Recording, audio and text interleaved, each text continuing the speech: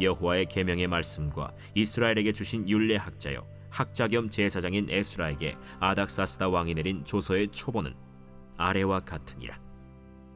모든 왕의 왕 아닥사스다는 하늘의 하나님의 율법에 완전한 학자 겸 제사장 에스라에게 조서를 내리노니, 우리나라에 있는 이스라엘 백성과 그들 제사장들과 레위 사람들 중에 예루살렘으로 올라갈 뜻이 있는 자는 누구든지 너와 함께 갈지어다.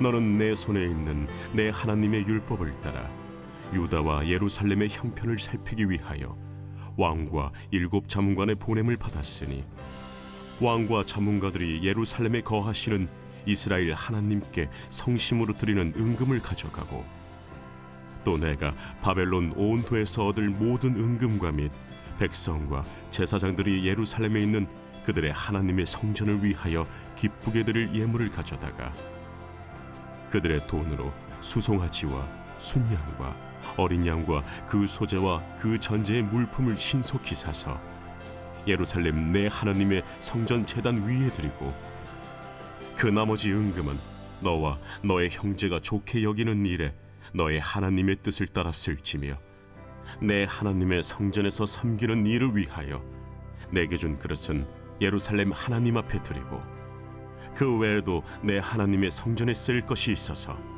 내가 드리고자 하거든 무엇이든지 궁중 창고에서 내다가 드릴지니라. 나 곧 아닥사스다 왕이 유브라데 강 건너편 모든 창고지기에게 조서를 내려 이르기를, 하늘의 하나님의 율법 학자 겸 제사장 에스라가 무릇 너희에게 구하는 것을 신속히 시행하되, 은은 100달란트까지, 밀은 100고르까지, 포도주는 100바까지, 기름도 100바까지 하고 소금은 정량 없이 하라. 무릇 하늘의 하나님의 전을 위하여 하늘의 하나님이 명령하신 것은 삼가 행하라. 어찌하여 진노가 왕과 왕자의 나라에 임하게 하랴. 내가 너희에게 이르노니, 제사장들이나 레위 사람들이나 노래하는 자들이나 문지기들이나 느디님 사람들이나 혹 하나님의 성전에서 일하는 자들에게 조공과 관세와 통행세를 받는 것이 옳지 않으니라 하였노라.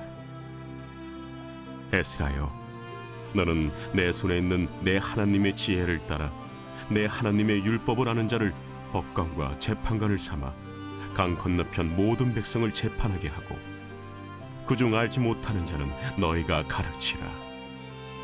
무릇 내 하나님의 명령과 왕의 명령을 준행하지 아니하는 자는 속히 그 죄를 정하여 혹 죽이거나 귀양 보내거나 가선을 몰수하거나 옥에 가둘지니라. 우리 조상들의 하나님 여호와를 송축할지로다. 그가 왕의 마음에 예루살렘 여호와의 성전을 아름답게 할 뜻을 두시고, 또 나로 왕과 그의 보좌관들 앞과 왕의 권세 있는 모든 방백의 앞에서 은혜를 얻게 하셨도다. 내 하나님 여호와의 손이 내 위에 있으므로 내가 힘을 얻어 이스라엘 중에 우두머리들을 모아 나와 함께 올라오게 하였노라. 지난주에는 이스라엘 민족의 2차 포로 귀환을 이끌었던 에스라라는 사람이 어떤 사람이었는지를 계속 살펴보아 왔습니다. 에스라는 모세의 율법, 하나님의 말씀에 아주 익숙한 사람이었고, 이 말은 무슨 뜻이었냐면, 에스라가 하나님의 말씀을 잘 알고 또한 잘 가르칠 뿐만 아니라 그 말씀을 지키는 데 있어서도 항상 앞장섰던 사람임을 말해주는 것이었습니다. 이런 에스라를 하나님께서는 하나님의 선한 손으로 도와주셨다라고 말씀하고 있습니다. 에스라만이 아니라 말씀에 붙들린 에스라 한 사람을 통해서 그와 함께한 모든 이스라엘 자손들이 하나님의 은혜를 받게 되는 모습을 우리가 지난 말씀을 통해서 살펴볼 수 있었습니다. 오늘 본문 11절부터는 아닥사스다 왕이 에스라에게 2차 포로 귀환을 명령하는 그런 조서를 내리는 내용이 나오고, 또한 그 내용이 나오고 있습니다. 그 조서는 이렇게 시작합니다. 모든 왕의 왕 아닥사스다는 하늘의 하나님의 율법에 완전한 학자 겸 제사장 에스라에게 조서를 내리노니라고 그 내용이 시작되고 있습니다. 그런데 저는 이 말씀 안에서 사실 오늘 설교의 중심이 되는 그런 내용이 이미 등장했다라고 생각이 듭니다. 여기 보시면 모든 왕의 왕 아닥사스다가 나오고 또 그 대척점에 하늘의 하나님 율법의 완전한 학자 겸 제사장 에스라라는 사람이 나옵니다. 이 두 사람이 어떻게 다른지 한번 말씀을 살펴보도록 하겠습니다. 먼저 아닥사스다 왕은 자신을 모든 왕의 왕이라고 12절에서 표현하고 있습니다. 실제로 페르시아라는 대제국을 다스리는 아닥사스다는 모든 왕들 중 왕이라는 표현에 가장 잘 어울리는 사람이라고 할 수 있을 것입니다. 이 표현 속에는 자신의 위에는 어떠한 주권자도 없다라는 의미를 담고 있었고 아닥사스다를 포함한 페르시아의 모든 백성들도 역사를 움직이는 주인은 바로 아닥사스다 왕이다라고 생각했을 것입니다. 이 당시 사람들만이 아니라 오늘날에도 이 세상은 소수의 권력자들에 의해 움직인다라고 생각하는 분들이 많이 계실 것입니다. G2라고 불리는 나라가 있습니다. 바로 미국과 중국인데요. 미국의 바이든 대통령이나 중국의 시진핑 혹은 러시아의 푸틴과 같은 사람들이 세상을 움직인다라고 생각하는 분들이 많이 계실 것입니다. 또 어떤 분들은 이런 분들도 있습니다.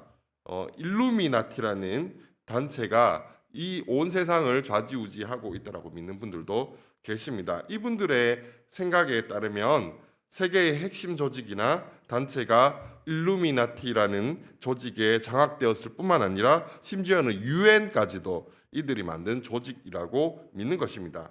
저는 이런 음모론이나 아니면 세계의 정세에 대해서는 오늘 이 시간 우리 성도님들께 말씀드릴 생각이 없습니다. 뿐만 아니라 제가 이런 부분에 대해서 지식이 많은 것도 아닙니다.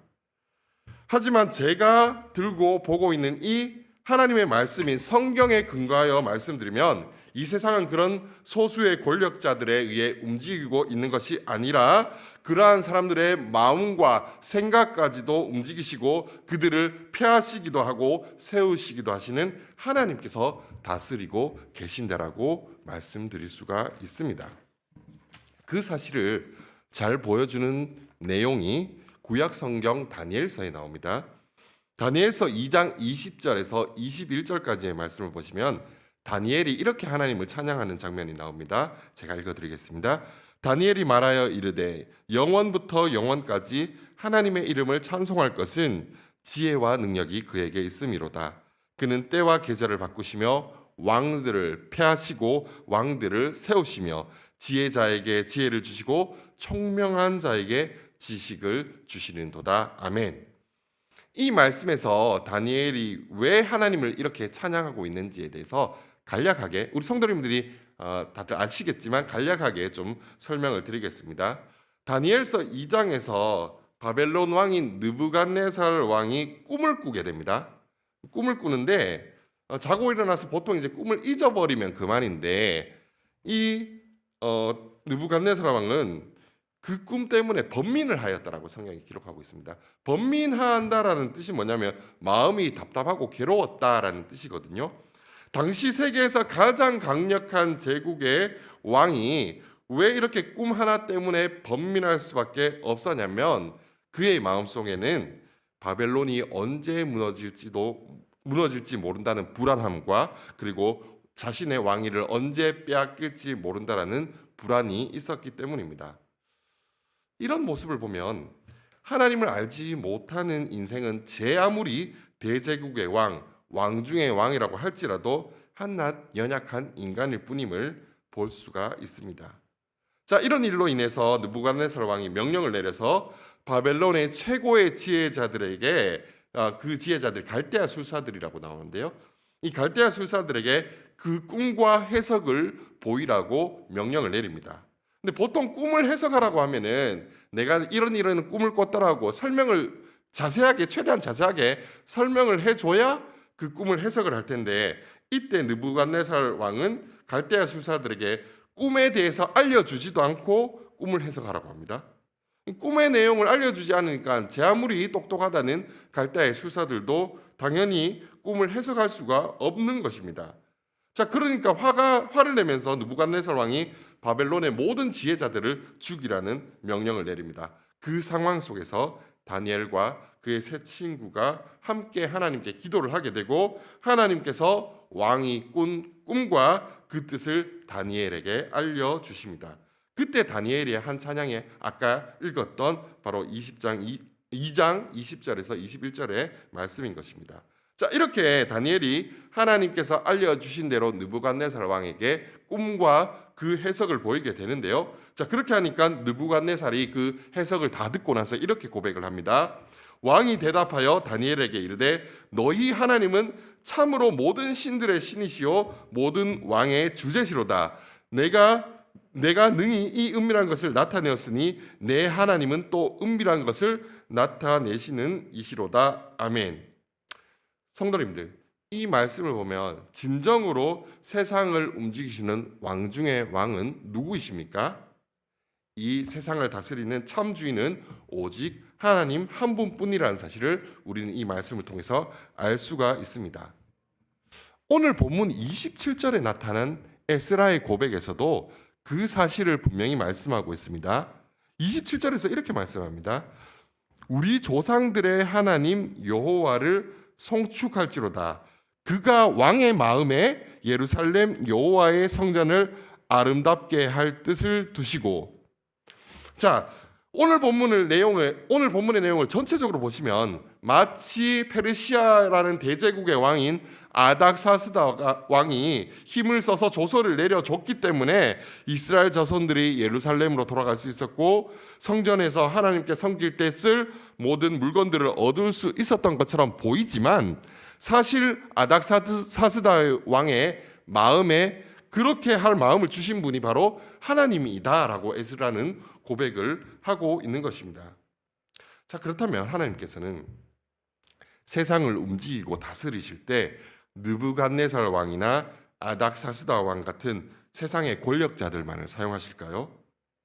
실제로 하나님의 뜻을 이루어가는 사람들은 그런 소수의 권력자들이 아니라 하나님이 온 세상의 왕이심을 믿고 하나님께 기도하는 다니엘과 세 친구, 그리고 오늘 본문의 에스라와 같이 하나님의 말씀에 붙들린 사람들을 통해 하나님께서는 그분의 역사를 이루어가고 계시는 것입니다. 그 증거가 에스라가 하나님의 말씀에 붙들린 사람이란 증거가 오늘 본문에 계속해서 나오고 있는데 12절에는 이런 표현이 나옵니다. 에스라에 대해서 소개를 할 때 그가 하나님의 율법의 완전한 학자 겸 제사장이라고 소개를 하고 있고요. 그리고 본문 14절에서는 이런 표현이 등장합니다. 너는 내 손에 있는 하나님의 율법을 따라. 또 본문 25절에는 이런 표현이 나옵니다. 에스라여 너는 내 손에 있는 내 하나님의 지혜를 따라. 이런 표현은 에스라가 말씀이 적힌 두루마리를 항상 손에 들고 다녔다라는 뜻은 아닐 것입니다. 그럼에도 그가 항상 말씀을 가까이에 두고 그 말씀대로 살아가려고 노력했던 사람이라는 사실을 우리는 이 말씀을 이런 표현들을 통해서 확인을 할 수가 있게 되는 것입니다. 이렇게 하나님의 말씀에 붙들린 자들이 하나님의 뜻대로 이 세상을 변화시켜 갈 수 있는 이유는요, 분명합니다. 오늘 본문 28절 하반절에서 에스라가 고백하는 내용입니다. 내 하나님 여호와의 손이 내 위에 있으므로 내가 힘을 얻어 이스라엘 중에 우두머리들을 모아 나와 함께 올라오게 하였노라. 성도님들, 이 세상의 유일한 통치자가 하나님이시라는 사실을 믿고 그분의 말씀을 붙잡고 기도하는 사람들을 통해 하나님은 온 세상 가운데 그분의 뜻을 이루어 가십니다. 우리가 이렇게 모여서 이 새벽에 아무도 보지 않는 곳에서 남한과 북한의 통일을 위해서 기도한다고, 그리고 세계 평화를 위해서 기도한다고 그 기도가 이루어질까요? 네, 성경에서는요, 우리가 그렇게 기도할 때 하나님께서는 반드시 그 일을 이루어 주신다라고 분명히 말씀하고 계시는 것입니다. 그리고 이렇게 하나님께 쓰임받는 사람들은 모든 상황 가운데서 이렇게 고백할 수밖에 없습니다. 내 하나님 여호와의 손이 내 손에 있으므로 내가 힘을 얻었다. 성도님들, 세상에는 자신이 지혜롭다고 하는 지혜자들이 참 많이 있습니다. 그들 중에서는 세상에서 인정받는 사람들도 많이 있습니다. 아까 다니엘서 2장에 대한 내용을 말씀드렸는데 거기에 나오는 갈대아 술사들이 그런 지혜자들이었고, 그리고 오늘 본문 14절에도 잠깐 지나가면서 나오는 왕의 7 자문관들이라는 사람이 나오는데요. 그들 또한 그런 지혜자들 중에 한 부류일 것입니다. 페르시아 왕의 곁에서 왕에게 직접 자문을 하는 7명의 자문관들은 당시의 모든 사람들이 인정하는 지혜자들 중에서도 지혜자들일 것입니다. 왕만이 아니라 높은 사람들도 할 수만 있다면 기회를 얻어서 그들에게 지혜와 자문을 구하려고 했을 것입니다. 그러나 저와 성도님들이 지혜가 필요할 때, 그리고 도움이 필요할 때 가장 먼저 찾아가야 할 곳은 이런 자문관이 있는 것도 아니고 권력자가 있는 곳도 아닙니다. 우리가 찾아가야 하는 곳은 기도의 자리, 말씀의 자리, 온 세상에 참된 왕이신 하나님이 계신 이곳, 바로 예배의 자리라는 것입니다. 하나님이 왕들을 폐하시고 왕들을 세우시며 지혜자들에게 지혜를 주시고 총명한 자에게 지식을 주시는 도다라는 다니엘의 이 고백이 오늘 이 자리에 계신 저와 성도님들의 고백이 되시기를 소망합니다. 그렇게 고백하면서 하나님의 말씀을 붙잡고 기도하며 살아갈 때 저와 성도님들의 삶이 하나님의 손의 도우심으로 말미암아 힘을 얻게 되는 복된 삶으로 세워져 갈 줄로 믿습니다. 함께 기도하도록 하겠습니다. 하나님 아버지, 이 세상을 움직이는 사람들이 있는 것처럼 보일 때가 있습니다. 이 세상에 가진 자들, 권력을 가지고 지혜를 가진 자들이 이 세상을 좌지우지하는 것처럼 보일 때에도 성경은 우리에게 분명히 말씀해주고 있습니다. 이 세상의 참된 주인이신 분은 오직 하나님 한 분뿐이시라는 사실을 오늘 말씀을 통해서 다시 한번 확인을 하게 되었습니다. 우리가 이 하나님께 부르짖으며 나아가기를 원합니다. 우리가 이 자리에서 하나님이 참된 왕 중의 왕이심을 믿고 기도하며 나아갈 때, 말씀 붙잡고 기도할 때 하나님의 귀하신 일들을 우리를 통하여, 기도하는 자들을 통하여, 말씀에 붙들린 자들을 통하여 오늘도 이루어가 주시옵소서. 변하지 않을 것 같은 우리의 삶 속, 그리고 세상의 모든 상황들 가운데에서도 하나님의 놀라우신 그 역사를 바라보며 이 모든 일들을 하나님께서 하셨음을 고백하며 나아갈 수 있도록 우리의 삶을 인도하여 주시옵소서. 이 모든 말씀 예수님의 이름으로 기도드리옵나이다. 아멘.